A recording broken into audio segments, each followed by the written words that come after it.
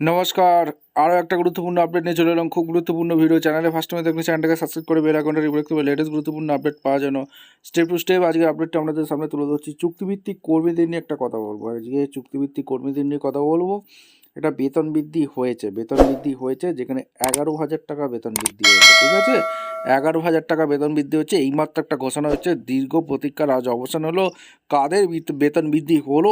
11,000 টাকা এক ধাক্কায় বেতন বৃদ্ধি হয়েছে। ঠিক আছে, কী কী আপডেট উঠে আসছে, চ্যানেলে ফার্স্ট টাইম দেখলে চ্যানেলটাকে সাবস্ক্রাইব করে বেল আইকনটা টিপে রাখতে হবে লেটেস্ট গুরুত্বপূর্ণ আপডেট পাওয়ার জন্য স্টেপ টু স্টেপ আজকের আপডেট।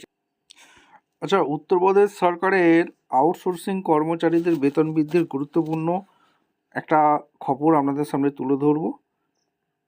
এখানে কি কি বলা হয়েছে? 2 লাখ আউটসোর্সিং অর্থাৎ চুক্তিভিত্তিক যারা কর্মী আছে তাদের উত্তরপ্রদেশে বেতন বৃদ্ধি একটা হয়েছে। পশ্চিমবঙ্গ কি হতে পারে? আপনারা অবশ্যই কমেন্ট করবেন।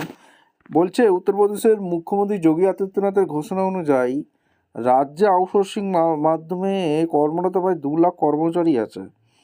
মাসিক বেতন 8 থেকে 11,000 টাকা পর্যন্ত বাড়ানো হয়েছে। বেতন বৃদ্ধির বিস্তারিত তালিকা আপনাদের সামনে তুলে ধরবো। যারা পিয়ন, চৌকিদার বা অনুসেবকের কাজ করেন 10,000 টাকা থেকে বাড়িয়ে 18,000 টাকা করে দিল, 8,000 টাকা বাড়িয়ে দিল।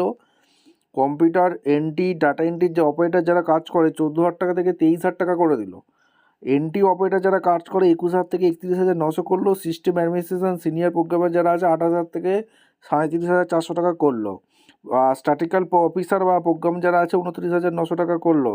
শিক্ষা স্বাস্থ্য ক্ষেত্রে শিক্ষা স্বাস্থ্য পরিষেবার সাথে যুক্ত কর্মীদেরও এই নতুন বেতন হারের আওতায় আনা হয়েছে। নিযুক্ত ডাক্তারদের সর্বোচ্চ 40,000 টাকা এবং শিক্ষা পরিষেবায় নিয়োজিত কর্মীদের 25,000 টাকা পর্যন্ত বেতন দেবে। অন্যান্য সুবিধা ও কার্যকর হওয়ার সময় ইপিএফ, ইএসআই সুবিধা, বর্ধিত বেতনের পাশাপাশি কর্মচারীরা 13% ইপিএফ এবং 3.25% ইএসআই সুবিধাও পাবেন। কার্যকর হওয়ার তারিখ এপ্রিল মাস থেকেই পেয়ে যাবেন।